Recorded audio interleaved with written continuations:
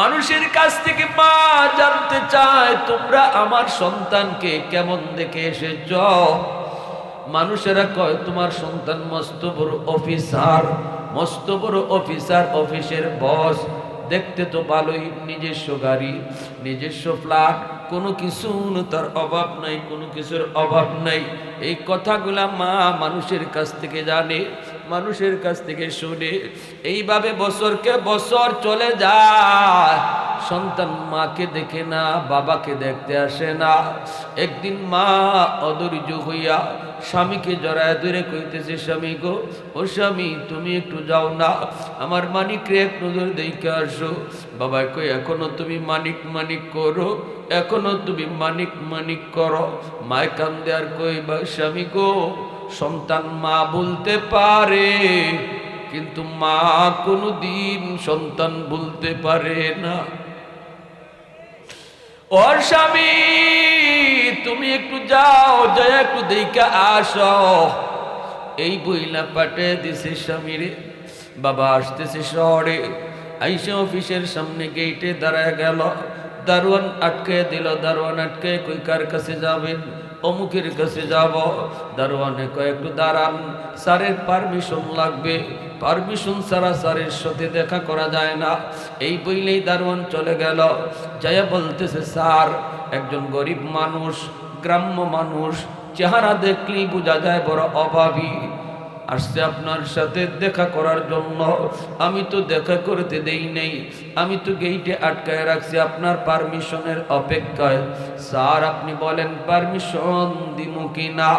এই কথা বলতেই ছেলে কয়, রাখ আমি একটু সিসি ক্যামেরায় দেখি কেডা।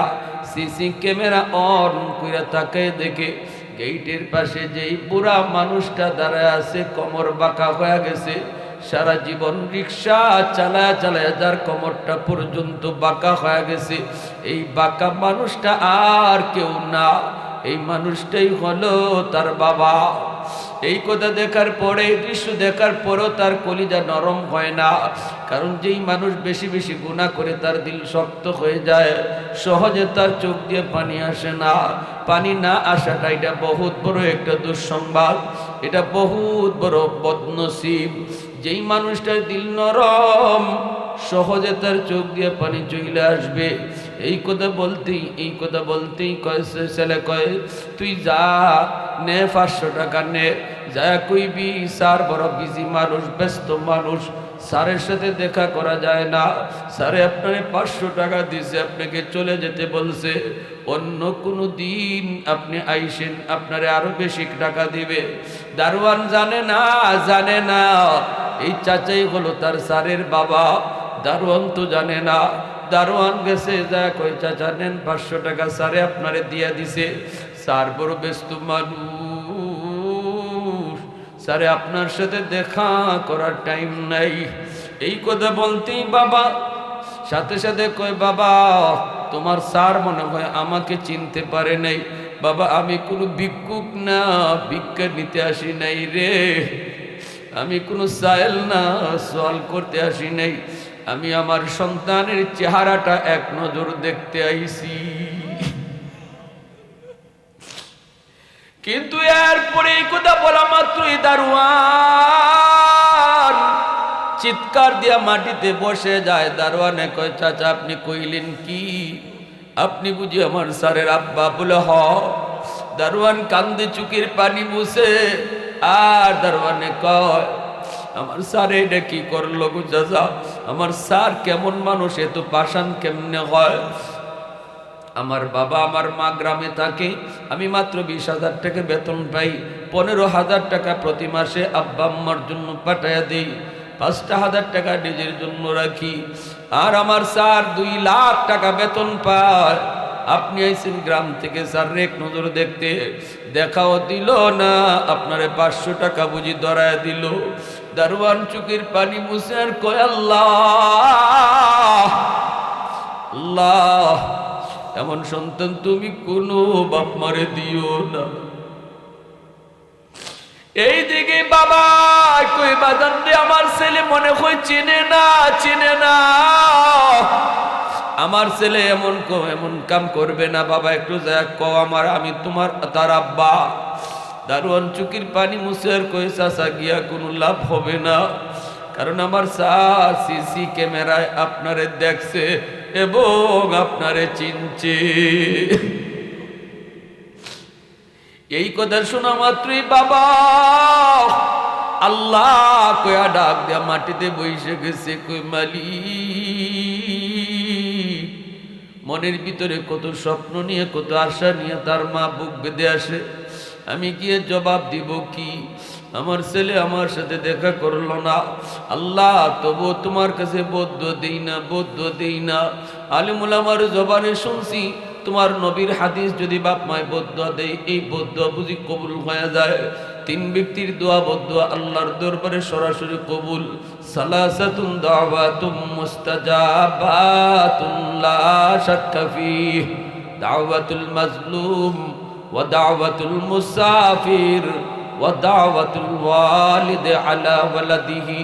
মজলুমের দোয়া বদদুয়া, মুসাফিরের দোয়া বদদুয়া, বাপ মার দোয়া বদদুয়া, এই 3 ব্যক্তির দোয়া বদদুয়া আল্লাহর দরবারে কবুল।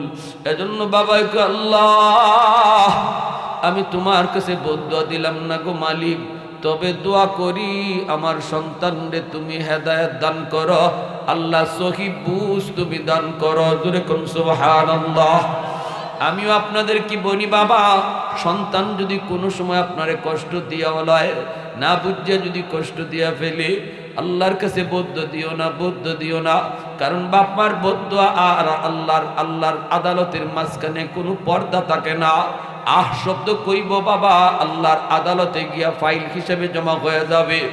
এজন্য সাবধান, বিপদে পড়ব সন্তানের উপরে, তখন কিন্তু তুমি আমি বাপ মাই কান্নাকাটি করব। এই চিন্তা করে বুদ্ধিমান বাবা আল্লাহর কাছে বদদুয়া না দিয়া দোয়া কইরা চইলা গেল।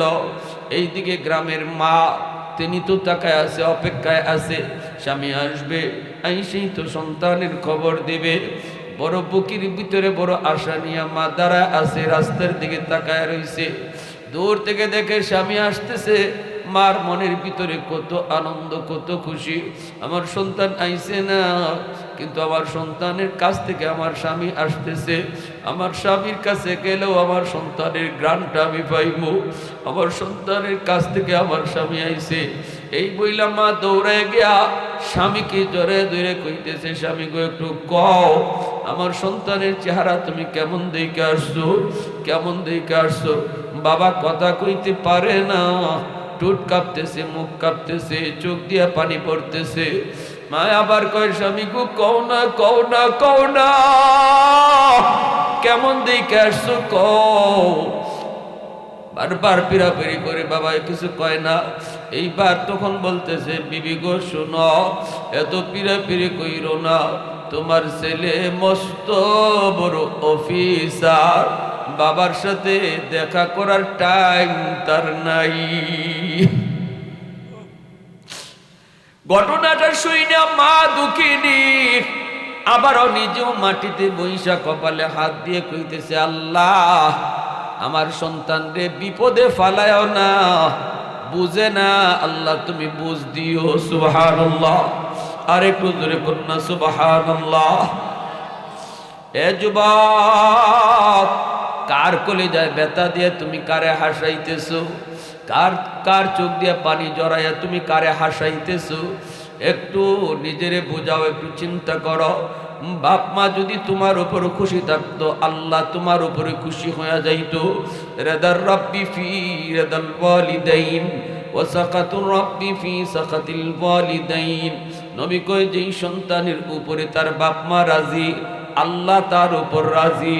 যেই সন্তানের উপরে তার বাপ মা নারাজ, আল্লাহ তার উপরে নারাজ, আল্লাহ তার উপরে নারাজ। নবী কয়, বাপ মার দোয়া গ্যারান্টি দিয়া আল্লাহ কবুল করে, আল্লাহ কবুল করে। আব্দুল কাদের জিলানির দোয়া তোমার জন্য কবুল হবে কি হবে না গ্যারান্টি নেই, কিন্তু মায়ার নবী কয় বাপ মার দোয়া কবুল হবে এর গ্যারান্টি আছে। এইদিকে আমার ভাইরা বন্ধুরা, শ্বশুর শাশুড়িরে তুমি খুশি করো, আপত্তি নেই, কিন্তু শ্বশুর শাশুড়ি খুশি হইলে আল্লাহ খুশি, এমন হাদিস আমরা পাই নাই।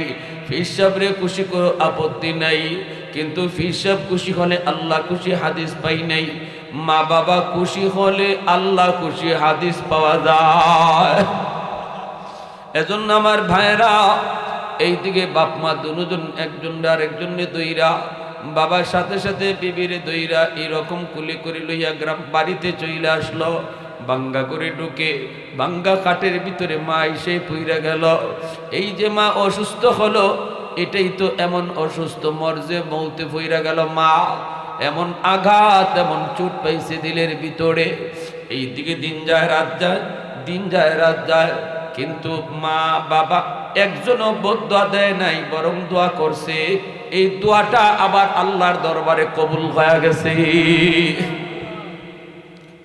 রমজান মাস, জুম্মার দিন, যুবক জুম্মার নামাজ পড়ার জন্য গুলশান আজাদ মসজিদে ঢুকলো। ওই গুলশান আজাদ মসজিদে জুম্মার নামাজ পড়ান যাত্রাবাড়ির হযরত মাওলানা মাহমুদুল হাসান দামাত বারকাতুহুম আল্লাহর ওলি। ইনি এখনো মাঝে মাঝে গুলশান আজাদ মসজিদে জুম্মা পড়ান। ওই দিন তিনি জুম্মার নামাজ পড়াইতেছেন, মিম্বরে বইসা খুতবা দিতেছেন, বয়ান করেন। রমজান মাস, মুখে রোজা লইয়া যুবক ঢুকছে জুম্মার নামাজ পড়তো মসজিদে। এ যুবক, আল্লাহর ওলি ওই দিন মিম্বরে বইসা বয়ান করতেছেন। বয়ানের বিষয় ছিল মা বাবার কদর। আল্লাহর ওলিদের ভাঙ্গা ভাঙ্গা কথা,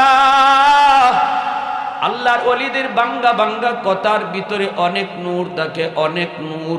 প্রতিটা কথা যায় যুবকের দিলের মধ্যে তীরের মতো লাগতেছে, প্রতিটা কথা দিলের মধ্যে তীরের মতো যায় লাগতেছে। যুবকে জুম্মার নামাজ পড়ে, আর ওইদিকে পিছনে তো বাপ মা দোয়া করে রাখছে। আল্লাহ পাক একজন ওলির, একজন নায়েবে নবীর, একজন আলেমের বয়ানের উসিলায় আল্লাহ তার দিল ঘুরায়া দিছে। এজন্যই নবী কই আলাইকুম বিমুজালাসাতিল উলামা ওয়া ইস্তিমাই কালামিল হুকামা ফা ইন্নাল্লাহা তাআলা ইউহয়িল কলবাল মাইয়িতা বিনুরিল হিকমা কামা ইউহয়িল আরদাল মাইতাতা বিওয়াবিলিল মাতার আও কামা ক্বালান নবিয়্যু আলাইহিস সালাতু ওয়াস সালাম। নবী উম্মতের দল, শেষ জমানায় যদি ঈমান নিয়ে কবরে আইতে চাও, আমার উম্মতের আলেম উলামার সাথে মিলেমিশে থাকো, তাদের কথাগুলা দিল দিয়ে তোমরা শুনো, তাহলে আল্লাহ পাক ফিতনার জমানায় তোমাকে দৌলতে ঈমান সাথে লইয়া কবরে আসার তৌফিক দিবে। অল্প কথাগুলির ভিতরে তার দিলের ভিতরে এমন ভাবে আঘাত লাগলো, সাথে সাথে সে চোখ দিয়ে পানি জড়াইতে লাগলো। বয়ান শুনে আর যুবক কান্দে, বয়ান শুনে আর কান্দের। কই মালিক, আমি কি ভুল করেছি, এত বড় ভুল করেছি। আমার আব্বারে আমি গেট থেকে ফিরে দিছি, আমার মতো পাষাণ বুঝি এই জমিনে আর কেউ নাই। কবরও আমার জায়গা হবে না, কবরও আমার আযাব চলবে। আল্লাহ, তোমার আদালতেও বাঁচার কোনো উপায় নেই। কারণ যেই সন্তানের বিরুদ্ধে বাপ মার মামলা থাকবে, এই সন্তান তার জিন্দিগির নামাজ রোজা হজ যাকাত সব কিছু লইও আল্লাহর আদালতে মুক্তি পাবে না। কারণ বাপ মার মামলা হলো সবচেয়ে জটিল মামলা। হকুল ইবাদের ভিতরে বাপ মার হক হলো সবার আগে হক, এজন্য এই মামলাটাও হবে জটিল মামলা। এই কথাগুলি শোনার পর সেজদায় যে যুবক কান্দে আর কয়, আল্লাহ আমার একটু সুযোগ তুমি দিবানি। আমি আমার আম্মার ফা ধইরা মাপ চাইতো, আমি আমার আব্বার কাছে যে মাপ চাইতাম, গো আল্লাহ আমাকে এতটুকু সুযোগ তুমি দিবানি। জানি না গো মালিক,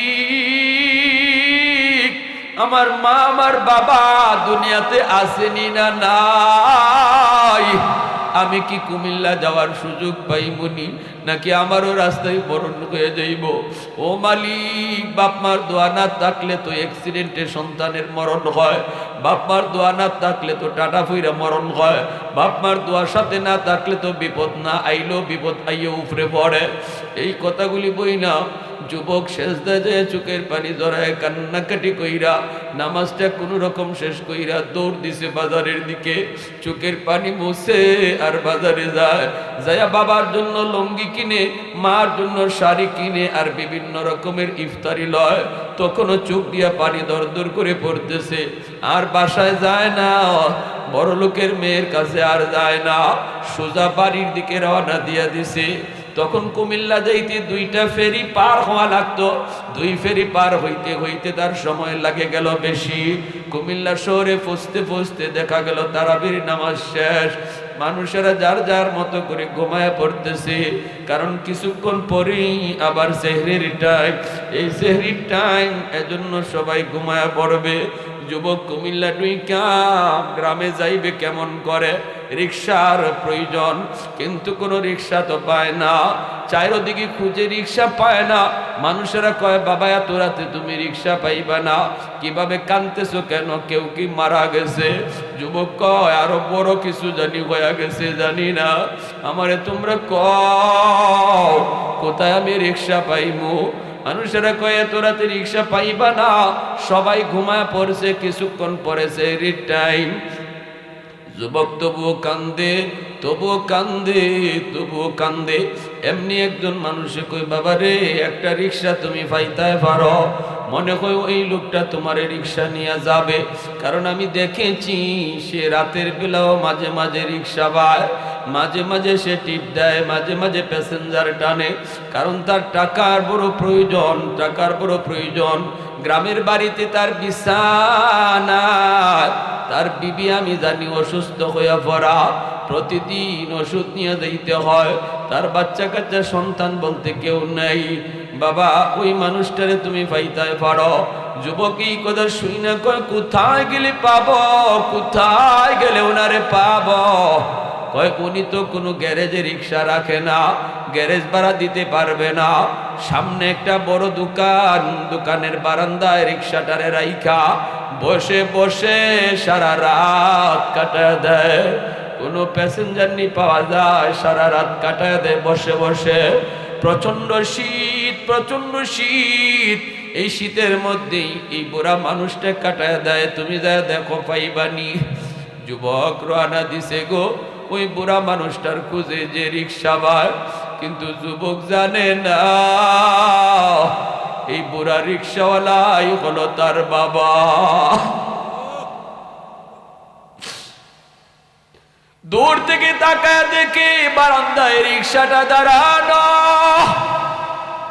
কিন্তু মানুষ চেনা যায় না, মাফলার দিয়া মুখটা পেঁচায় রাখছে, প্রচন্ড শীতের বাতাস, ওই বাতাস থেকে নিজের বাঁচানোর জন্য বাবা মাফলার দিয়ে মুখটা পেঁচায় রাখছি। যুবক কাছে গেছে যায় কই চাচা অমুক গ্রামে আপনি যাইবেন নি? আওয়াজটা দেওয়া মাত্রই বাবা ছেলের কণ্ঠ চিনে ফেলেছে, কারণ পৃথিবীতে এমন কোনো মা নাই, বাবা নাই, এই বাপ মা সন্তানের কণ্ঠ চিনে না। পৃথিবীতে মায়ের মতো আপন কেউ হবে না, পৃথিবীতে বাবার মতো আপন কেউ হবে না। তোমরা কোনোদিনও মায়েরই মনেতে কষ্ট দিও না, তোমরা কোনোদিনও বাবানি মনেতে কষ্ট দিও না। কত পাপী এমন আছে মাকে কষ্ট দেয়, মায়ের মনে কষ্ট দিয়ে অভিশাপ নেয়, মায়ের মনে কষ্ট দিলে খোদা যে সহে না, বাবার মনে কষ্ট দিলে খোদা যে সহে না। তোমরা কোনোদিনও মায়েরই মনেতে কষ্ট দিও না, তোমরা কোনোদিনও বাবারই মনেতে কষ্ট দিও না। বাবা কত বড় সম্পদ, যার বাবা নাই সে জানে।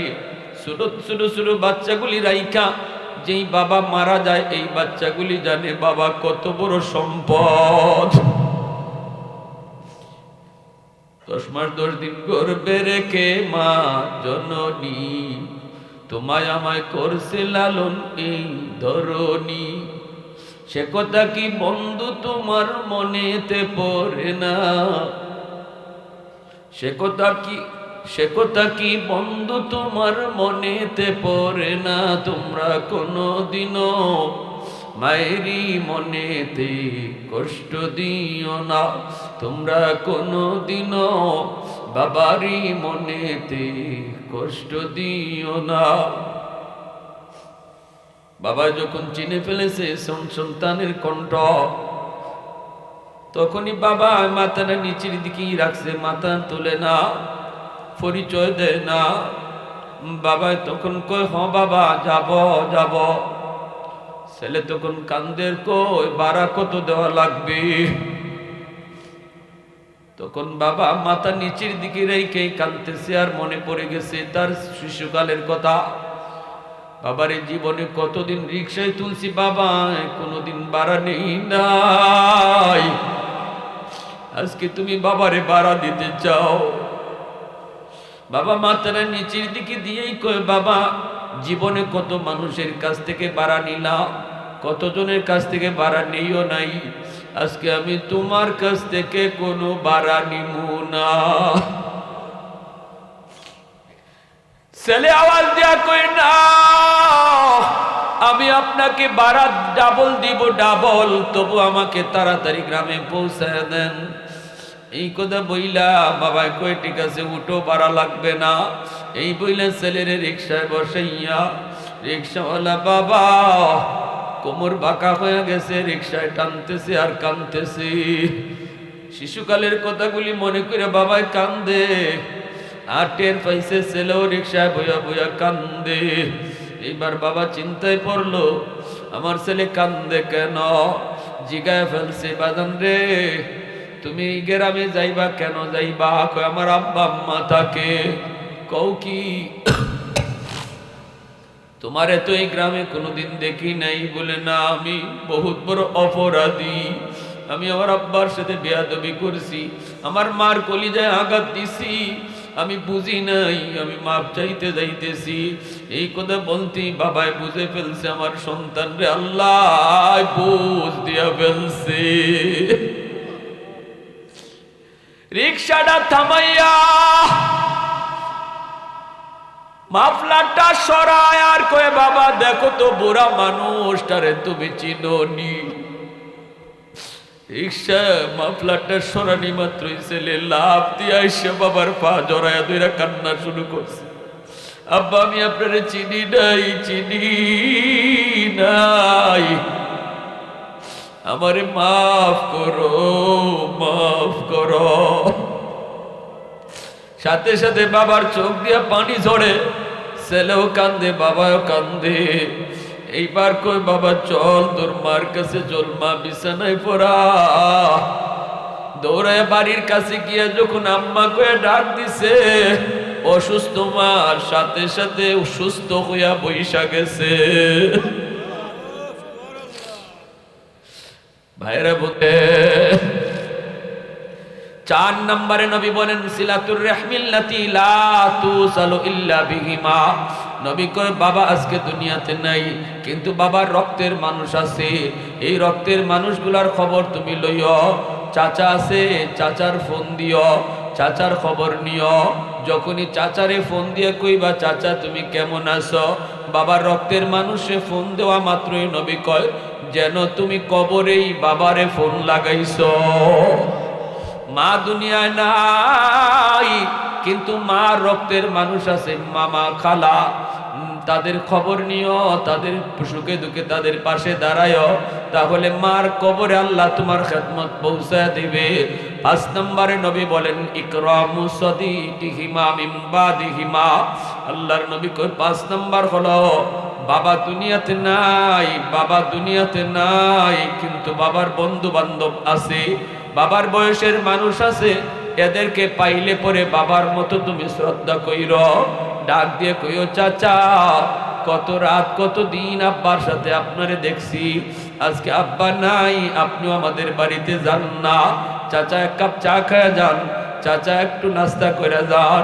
এতটুকু কইয়া যদি তুমি বাবার বন্ধুরে একটু আদর করে আপ্যায়ন করো, নবী কয় যেন বাবারই তুমি খাওয়াইছো।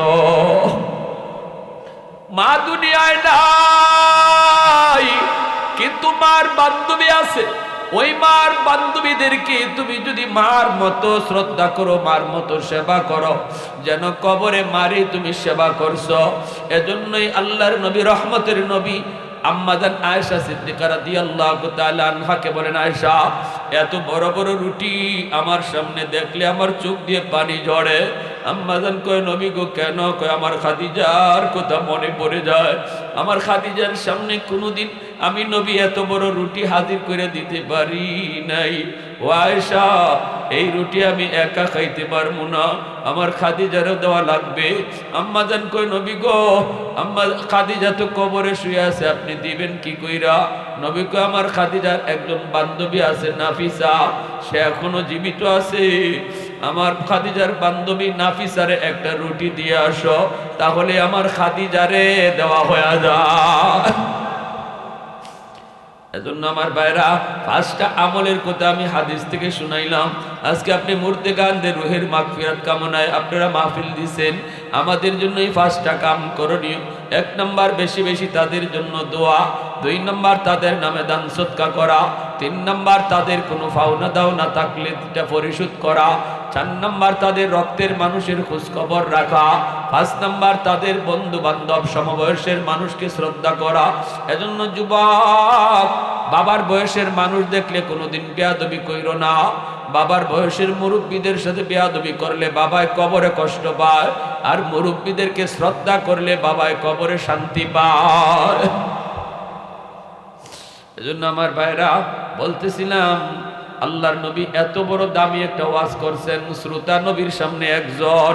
অতএব শ্রোতা কয়জন এটা আলোচনা আর ওয়াজের মূল বিষয় না। যদি একজনও দিল থেকে কথাগুলা নেয়, মাহফিল সার্থক, মাহফিল সফল। আজকে নবীর ওয়াজের শ্রোতা হয়ে গেছে হাজারো হাজারো কোটি কোটি মুসলমান, অথচ নবীর সামনে তখন দাঁড়ায় ছিল মাত্র একজন যুবক। একজন যুবকের সামনে রেখে আমার রহমতের নবী সরওয়ারে দু জাহান এত বড় দামি একটা ওয়াজ করেছে। দোয়া কবুল করে কে? যিনি দোয়া কবুল করে, ইনি যদি দোয়া শিখায় দেয়, তাহলে এই দোয়া যে কবুল হবে এই ব্যাপারে কোনো চিন্তা আছে, সন্দেহ আছে? হ্যাঁ, একটু আওয়াজ দেওয়া লাগবে। রাজি আছি সবাই ইনশাআল্লাহ? আওয়াজ, আমাদের আওয়াজ কিন্তু সময় মতো উঁচা করা লাগবে, গরম করতে হবে, গরম। সুবহানাল্লাহ, আলহামদুলিল্লাহ, আল্লাহু আকবার। এই জিকিরের আওয়াজ যত বড় হবে, শয়তান তত ভাগবে। এটা কোত্থেকে? এটা আল্লাহর নবী একদিন হযরত ওমর ফারুক রাদিয়াল্লাহু তাআলা জিজ্ঞাসিতেছেন, ওমর, তুমি তাহাজ্জুদের সময় এত জোরে জোরে জিকির করো কেন? মানুষের ঘুম ভাঙে। হযরত ওমর বলেন, ইয়া রাসূলুল্লাহ, আমি জোরে জিকির কইরা শয়তান ভাগাই। কি ভাগাই? আর আবু বকর সিদ্দিক জিকির আস্তে আস্তে করতেন। নবী বলেন, আবু বকর তুমি জিকির আস্তে করো কেন? সিদ্দিক আকবর বলেন, ইয়া রাসূলুল্লাহ, যারে আমি জিকির শোনাইমু ইনি আস্তে কইলেও শুনে। এবার নবী বলতেছেন, দুজনের জবাব সঠিক। নবী বলেন, আমার আবু বকর আস্তে করে এটাও ঠিক, এই পেছনে বাবা বস, আস্তে করে এটাও ঠিক। আর আমার উমর যে নিয়তি জিকির জোরে করে এটাও ঠিক। এজন্যই নবী কয়, উমর যেই রাস্তায় যায় শয়তান এই রাস্তা দিয়ে আয় না। সুবহানাল্লাহ, শয়তান ইবায় আয় না। আল্লাহ রাসূল সাল্লাল্লাহু আলাইহি ওয়াসাল্লাম এক জায়গায় গেছেন, গিয়ে দেখেন এক মহিলা ডুল বাজায়। নবীজি যাইতেও মহিলা ডুল বাজানি বন্ধ করে না। কি বন্ধ করে না? ডুল বাজানি বন্ধ করে না। কিন্তু হযরত উমর আইতেছেন দেখকেই মহিলা ডুল বাজানি বন্ধ করে দিয়েছে। এবার আল্লাহর নবী মহিলার দিকে তাকায় মুস্কি হাসতেছেন। তো হযরত উমর বলেন, ইয়া রাসূলুল্লাহ, হাসেন কেন? নবীজি বলেন, হাসতেছি মহিলার কাণ্ড দেখিয়া। আমারে ডরায় না, কিন্তু তোমারে ডরায়। আমি আইসি ডুল বাজানি বন্ধ হয় না, কিন্তু তোমারে দেখা মাত্রই বাজানি বন্ধ। হযরত ওমর মহিলার দিকে একটু চোখ লাল করে তাকাইছেন, কিছু একটা কইবেন, নবী কয় ওমর আস্তে, ধমক দিও না। বলি ইয়া রাসূলুল্লাহ, ধমক দিতাম না তো কি, আমারও ডরায় আপনারে ডরায় না, কামটা করছে কি? হ্যাঁ, কামটা করছে কি? আমারে ডরায় আপনারে ডরায় না, কই আমি আর আপনি কই? এবার আল্লাহ রাসূলকে মহিলার দোষ না, এতক্ষণ মহিলার সাথে শয়তান ছিল, আর তোমারা দেখা মাত্রই শয়তান ভাগছে। জোরে কন্যা সুবহানাল্লাহ। তাহলে বোঝা গেল শয়তান শয়তানের দূষর। আল্লাহু আকবার, নারায়ে তাকবীর, সুবহানাল্লাহ। আল্লাহ পাকের নামের আওয়াজ শুনলে এলাকা থেকে ভাগে, ঠিক কি না? আজ তাম পৃথিবী জুড়ে সমস্ত শয়তান শয়তানের দূষররা এক হয়ে গেছে। আমেরিকার নেতৃত্বে তারা জোট বেঁধেছে। ইসরায়েল ফিলিস্তিনের যুদ্ধকে কেন্দ্র করে তাম দুনিয়ার সমস্ত শয়তান শয়তানের দূষর তারা এক কাতারে জমা হয়েছে, ঠিক কি না? বিশ্ব মানচিত্র থেকে ইসলাম মুছে দিতে চায়। এই মুহূর্তে আমাদের আওয়াজ আর ছোট রাখার সুযোগ নাই, এখন আওয়াজ বড় করতে হবে। আওয়াজ নিচু করার আর সুযোগ নাই যুবক, এখন আর সুযোগ নাই। একটাই আওয়াজ চলবে, শুধু আল্লাহ পাকের নাম, ঠিক কি না? এই আওয়াজ যত উঁচা হবে শত্রুরা তত বেশি এলাকা ছেড়ে ভাগবে, এদের মন আর দুর্বলতা এদের ভিতরে চেপে বসবে, এদের সাহস হারিয়ে ফেলবে। এজন্য ইয়ারমুকের যুদ্ধে খালিদ বিন ওয়ালিদ রাদিয়াল্লাহু তাআলা আনহু যখন ৬০,০০০-এর মোকাবেলায় মাত্র ৬০ জন লইয়া গেছিলেন আর নারায়ে তাকবীরের আওয়াজ দিছেন ময়দানে ঢুকিয়া, তখনই দেখা যায় সমস্ত দুশমনের কলিজা কাঁপা শুরু হয়ে গেছে। মুসলমানের কাছে পারমাণবিক বোমা নাই, কিন্তু নারায়ে তাকবীর আছে। মুসলমানের কাছে পারমাণবিক বোমা নাই, কিন্তু দৌলতে ঈমান আছে। আমেরিকার কাছে বোমা আছে, ঈমান নাই, ঠিক কি না? নবী বলেন যার ঈমান নাই সে মুর্দা, যার ঈমান আছে সে জিন্দা। আমেরিকা, রাশিয়া, চীন, ভারত সব হলো মুর্দা। নবীর হাদিসের ভাষায় আমরা ঈমানদার মুসলমান জিন্দা। মুর্দা যদি লক্ষ লক্ষ কোটি কোটি হয়, একজন জিন্দার লাগি যথেষ্ট। আওয়াজ দিয়া জোরে, আওয়াজ দিয়া জোরে, ঠিক কি না? এজন্য আমার ভাইরা বন্ধুরা, সময় আসতে পারে যে কোনো সময় জান দেওয়ার, সময় আসতে পারে ময়দানে নাইমা নারায়ে তাকবীর আওয়াজ তোলার, সময় আসতে পারে আল্লাহকে হাজির নাজির রেখে আওয়াজ উঁচু করার। প্যারে হাজিরিন, আজকে ফিলিস্তিনের গাজায় নির্বিচারে হত্যা চলছে, সাধারণ মুসলমানের বাড়িঘর ধ্বংস করা হচ্ছে, ১৭,০০০ শিশু বাচ্চাকে খুন করা হয়েছে। কি দোষ ছিল আমার শিশু বাচ্চাগুলির, কি দোষ ছিল মুসলমান বাচ্চাগুলির? তারা জানতো না দুনিয়া থেকে দুশ্মন, শিশুদের কাছে সবাই হলো আপন। কিন্তু সেই শিশুদের রক্তে আজকে ইসরায়েলের প্রধানমন্ত্রী নেতানিয়াহুর হাত রক্তে রঞ্জিত। মুসা নবীর জমানায় ফেরাউনের হাত শিশুর রক্তে লাল ছিল, বর্তমানের নব্য ফেরাউন হলো ইসরায়েলের প্রধানমন্ত্রী নেতানিয়াহু। আওয়াজ দিয়া বলো, ঠিক কিনা?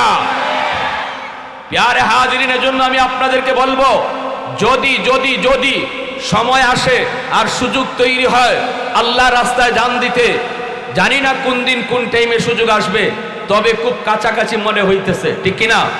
তবে খুব কাছাকাছি মনে হইতেছে। পৃথিবীর তৃতীয় বিশ্বযুদ্ধের দিকে আগাইতেছে। জানি না কখন কি ঘটে যায় পৃথিবীতে। আজ আমরা যারা এখানে বসে ওয়াজ শুনি, কাল সকালে পৃথিবীর হালত কি হবে কেউ জানি না, এত দ্রুত পরিবর্তন হবে আল্লাহ নবীর ভবিষ্যৎবাণী।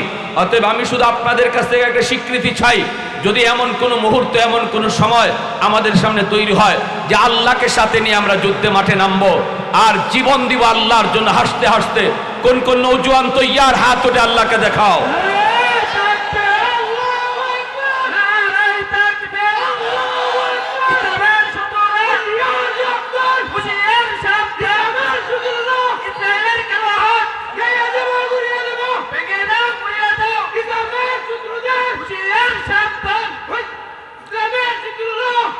পশ্চিমাদের চোখ পড়েছে কাবাগরের প্রান্তরে। আওয়াজতে আমার সাথে আওয়াজ রাজি আছি সবাই ইনশাআল্লাহ? আওয়াজ দিতে যদি আমার গলাটাও ভাঙ্গে, এটাও হাসরের মাঠে আল্লাহর কাছে সাক্ষী হবে, ঠিক না? ঠিক না? নেতার জন্য গলা ভাঙ্গা লাভ নাই, দলের জন্য গলা ভাঙ্গা লাভ নাই, এটা কোনো হাসরের মাঠে আমার সাক্ষী হইতো না। তো যদি সাক্ষী হয়, মনে হয় জাহান্নামে যাওয়ার সাক্ষী হইব। আর আল্লাহর জন্য যদি আমি গলা ভাঙ্গি, এটা জান্নাতে যাওয়ার কারণ হইব, ঠিক না? ঠিক না? পশ্চিমাদের চোখ পড়েছে কাবাগরের প্রান্তরে, ব্রিটিশ দালাল দল বেঁধেছে, ধ্বংস করতে চায় কারে? পশ্চিমাদের চোখ পড়েছে কাবা ঘরের প্রান্তরে, ব্রিটিশ দালাল দল বেঁধেছে, ধ্বংস করতে চায় কারে? আল্লাহ পাকের ঘর, তোর সাহস থাকলে ধর। আল্লাহ পাকের ঘর, তোর সাহস থাকলে ধর। দো জাহানের মালিক যিনি, পবিত্র কাবা। ওই আরবের দিন বাঁচাতে সত্য ন্যায়ের মুক্তি চাই, মুহাম্মাদের বাহিনী আজ আসলে তোদের রক্ষা নাই। ওই আরবের দিন বাঁচাতে সত্য ন্যায়ের মুক্তি চাই, মুহাম্মাদের বাহিনী আজ আসলে তোদের রক্ষা নাই। মুহাম্মাদুর রাসূলুল্লাহর বাহিনী আসেনি। আরো দুই হাত উপরে উঠে, আসেনি রে যুবক, আসেনি। একটু দাঁড়াও, জেগে উঠো ওহে মুসলমান, আর কতদিন দিন ইসলামের সইবে অপমান। একটু দাঁড়াও, জেগে উঠো ওহে মুসলমান, আর কতদিন দিন ইসলামের সইবে অপমান। রক্ত দিয়ে পবিত্র ওই মক্কা মদিনা, সেই জমিনে ইহুদিরা চলতে পারে না। নূর মক্কার ইসলাম তার তাকলো কি আর দাম, বন্দিশালায় তাকে যদি আল-আকসার ঈমান। ওই আরবের দিন বাঁচাতে সত্য ন্যায়ের মুক্তি চাই, মুহাম্মাদের বাহিনী আজ আসলে তোদের রক্ষা নাই। পশ্চিমাদের চোখ পড়েছে কাবা ঘরের প্রান্তরে, ব্রিটিশ দালাল দল বেঁধেছে, ধ্বংস করতে চায় কারে? আল্লাহ পাকের ঘর, তোর সাহস থাকলে ধর। দো জাহানের মালিক যিনি, পবিত্র কাবা। ওই আরবের দিন বাঁচাতে সত্য ন্যায়ের মুক্তি চাই, মুহাম্মাদের বাহিনী আজ আসলে তোদের রক্ষা নাই। আরেকটা বার দুই হাত উপরে উঠায়া, গলায় যদ্দুর শক্তি আছে আল্লাহ শক্তি দিছে। আমার শক্তিটা দিছে কেডায়? জুড়ে বলেন। এই শক্তি ব্যয় হবে কার জন্য? শক্তি দিছে যে, তার জন্য শক্তি ব্যয় করব, ঠিক কি না? আরেকটা বার দুই হাত উপরে উঠায়া বলো, মুহাম্মাদুর রাসূলুল্লাহর বাহিনী আসেনি। একটু জোরে আসেনি, জোরে বলো আল্লাহু আকবার। হয় নাই? আরো জোরে আল্লাহু আকবার, আল্লাহু আকবার। মাশাআল্লাহ, মাশাআল্লাহ। আল্লাহ, আল্লাহ আমাদেরকে তোমার দ্বীনের জন্য কবুল করো। আল্লাহ, বিছানায় পড়ে মরতে চাই না, তোমার রাস্তায় জান দিতে চাই। দিল থেকে বলেন, দিল থেকে বলেন, কারা কারা তৈয়ার, কারা কারা তৈয়ার?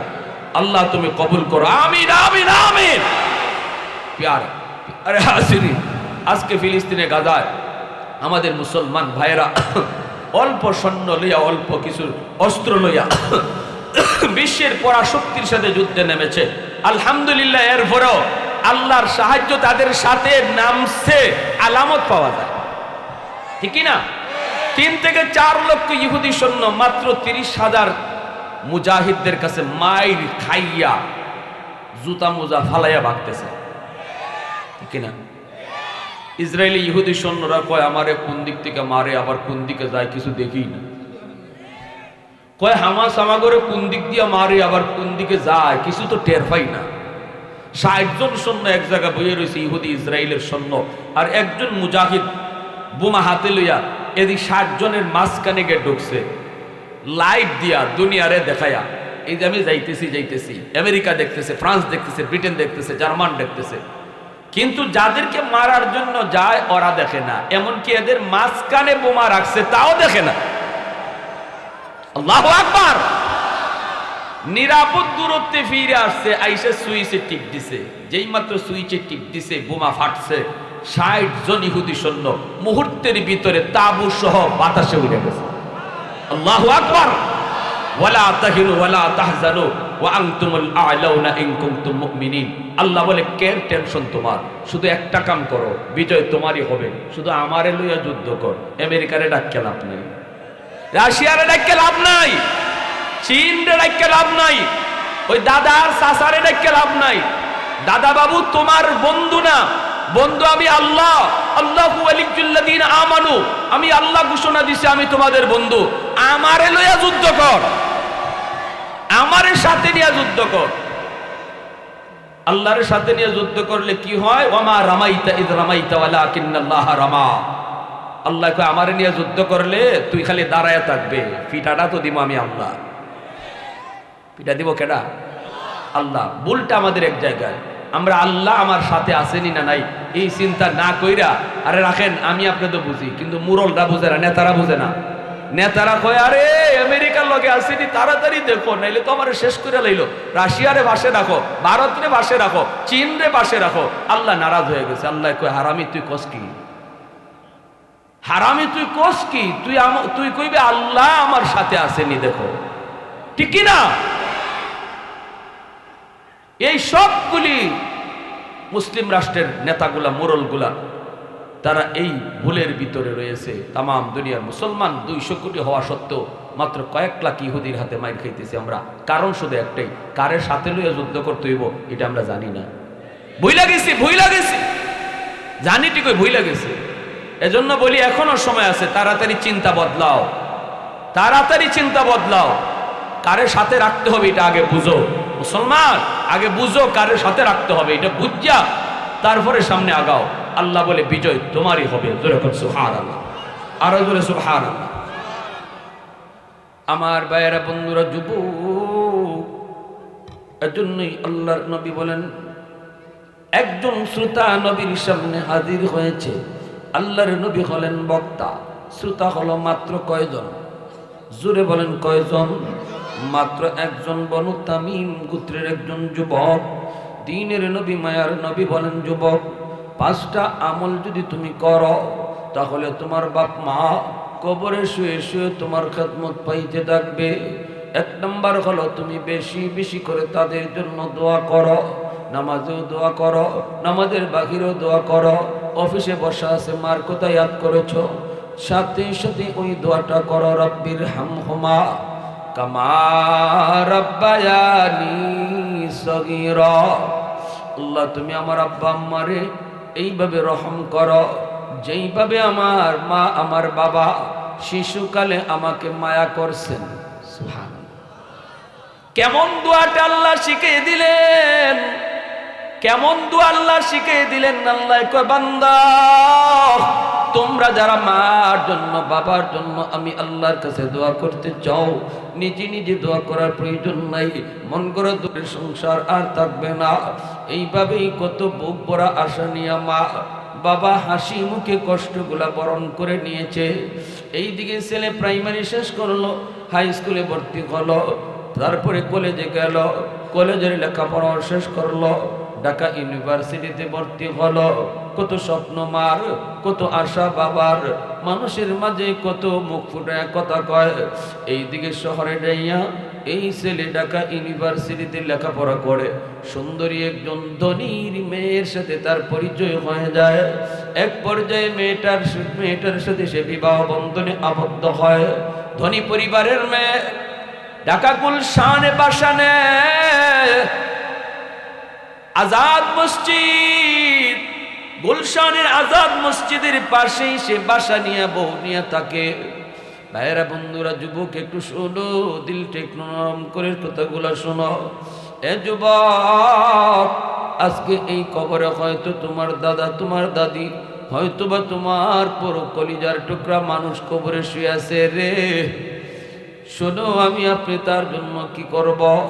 ভাইয়েরা, বন্ধুরা, কত যুবক ডান দিকে তাকাইয়ে দেখে তার বন্ধু কবরে শুয়ে রইছে। কত যুবক বামে তাকাইলে দেখে লেখাপড়ার সাথে আজকে কবরে চলে গেল। চুলদারি এখনো পাকে নাই, কবরের ডাক। ভাইয়েরা, বন্ধুরা, ওই ছেলে যখন ধনী পরিবারের সাথে মিশে গেল, আস্তে আস্তে তার দিল পরিবর্তন হতে শুরু করলো। গ্রামের মাকে সে আস্তে আস্তে ভুলে গেল, গ্রামের পরিবেশের কথা ভুলে গেল, শহরের রং বেরঙ্গের সাথে মিশে গেল, কলিজা পাথর হয়ে গেল, অপরাধ জগতেও জড়ায় পড়ল, গুনার কাজে জড়ায় পড়ল। ভাইরা, বন্ধুরা, সঙ্গ দোষে ভালো গুণের সন্তান অনেক সময় খারাপ হয়ে যায়। ঠিক কিনা? জোরে আওয়াজ দিয়া বলেন। বাবা বড় নামাজি, বাবা বড় দিনদার, বাবা মসজিদের মুতাওয়াল্লি, বাবা মাদ্রাসার সভাপতি, এত সুন্দর একটা দায়িত্ব বাবার, এরপরও দেখা যায় তার ছেলে গাঞ্জা খায়, তার ছেলে ইয়াবা খায়, তার ছেলে এরকম হিরোইন খায়। ঘটনাটা কি? বাবা তো জীবনে কোনোদিন সিগারেটও খাইতো না, ছেলে কেমন করে গাঞ্জা খাওয়া শিখলো? এর কারণ যদি তালাশ করে দেখো তাহলে দেখবা বন্ধু বানাইছে গাঞ্জা কুররে। ঠিক কিনা জোরে বলেন? বন্ধু যারে বানাইছে সে বেনামাজি, সে হলো মদকুর, সে গাঞ্জাখোর। এই সঙ্গ দোষে সেও ভালো করে সন্তান হওয়ার পরেও সে খারাপ হয়ে গেল। এজন্য বাপ মা সন্তান যখন বন্ধু বানায় এই বয়সটাতে বাপ মা সন্তানের দিকে আলাদা নজর রাখতে হবে। সন্তান কার সাথে মিশতেছে, কার সাথে সময় কাটাইতেছে, কেন এত দেরি করে আসলো, এই জবাবগুলি বাবা মা সন্তানের কাছ থেকে নিতে হবে। যদি দেখে খারাপ ছেলে পেলের সঙ্গে সঙ্গ দিতেছে, আস্তে করে সন্তানকে বুঝাইতে হবে, শুরুতেই তারে বুঝাইতে হবে, শুরুতেই তারে ফিরে আনতে হবে, মাঝে মাঝে উপদেশ দেওয়া লাগবে। যেমন ভাবে লুকমান হাকিম সন্তানকে উপদেশ দেওয়ার কারণে আল্লাহ পাক বাবার কথাগুলা এত ভালো লাগছে আল্লাহর কাছে, ওই বাবার কথাগুলিকে আল্লাহ পাক কোরআনের আয়াত বানায়া নাজিল করেছে। একজন বাবা যখন সন্তানকে ভালো ভালো কথা উপদেশ দেয়, আল্লাহর কাছে কথাগুলা বড় দামি কথা হয়ে যায়। সুবহানাল্লাহ। কারণ বাপ মা হলো তার সর্বপ্রথম শিক্ষক, ঘর হলো তার সর্বপ্রথম বিদ্যালয়, শিশুদের সর্বপ্রথম ঘর হলো তার বিদ্যালয়, মা বাবা হলো তার সর্বপ্রথম উস্তাদ। এজন্য প্রথম উস্তাদের কাছ থেকে যা শিখে এটা মরণ পর্যন্ত আসর করে। প্রথম বিদ্যালয়ে যেই পরিবেশ দেখে, এই পরিবেশ বড় হওয়ার পরেও তার দিলের ভিতরে বসে যায়। কারণ হলো শিশুদের দিল দেমাগ কাদামাটির মতো, কাদামাটিতে যা খুশি তা লিখা যায়, মাটি যদি শক্ত হয়ে যায় লিখতে চাইলেও লিখা যায় না। আপনার ছেলে যেই বয়সে বন্ধু চায়, এই বয়সটাতেই যদি তারে আপনি সংশোধন না করেন, যেই সময়টাতে সময় যদি পার হয়ে যায় তখন আপনি সংশোধন করতে চাইলেও অ্যাকশনের জায়গায় রিয়াকশন হবে। ঐশীর কথা মনে আছে আপনাদের? ঐশী, ঐশীর হাতে তার মা তার বাবা জবাই হলো, একটা মেয়ের হাতে, মেয়ের হাতে বাপ মা জবাই হলো, জবাই। কারণ কি? যেই টাইমে বাপ মা তারে সুন্দর সুন্দর কথা বুঝাইয়া সঠিক পথে রাখার কথা, ওই সময়ে বুঝাইল না। সময় যখন পার হয়ে আবার হয়ে গেল, তখন বুঝাইতে গেছে, অ্যাকশনের জায়গায় রিয়াকশন হয়েছে। সন্তান বাবাকে খুন করেছে, মাকে খুন করেছে। এজন্য সময় পার কইরা চোখের পানি ফেলাইয়া লাভ নাই। হুজুরের কাছে এসে পানি ফোড়া নিতে আইবেন, সময় পার কইরা কোনো লাভ হইব নাই পানি ফোড়ায়। হুজুরের কাছে তাবিজ নিতে আইবেন, সময় পার কইরা লাভ হবে না। সময় থাকতে সন্তানকে কোন পথে হাঁটতেছে, কি শিখতেছে, কার সাথে চলতেছে, কার সাথে সময় দিতেছে, এটা বাপ মার দেখা দায়িত্ব। ঠিক কিনা? জুম্মার দিন কবর জিয়ারত করা খুব কঠিন কাজ না, সহজ কাজ। ফজরের নামাজ পড়ে আমরা কবরস্থানে অবশ্যই যাব। যদি সম্ভব না হয় জুম্মার নামাজ পড়ে আমরা অবশ্যই যাব। তাও যদি না পারি অন্তত আসরের নামাজ পড়ে সূর্য ডোবার আগে আগে আমরা অবশ্যই মুর্দেগানের কবরে যেয়ে হাজির হব। আল্লাহ আমাদের সবাইকে কথাগুলো বুঝার, সে মোতাবেক আমল করার তৌফিক আল্লাহ দান করুন। সবাই বলি আমিন। ওয়া আখিরু দাওয়ানা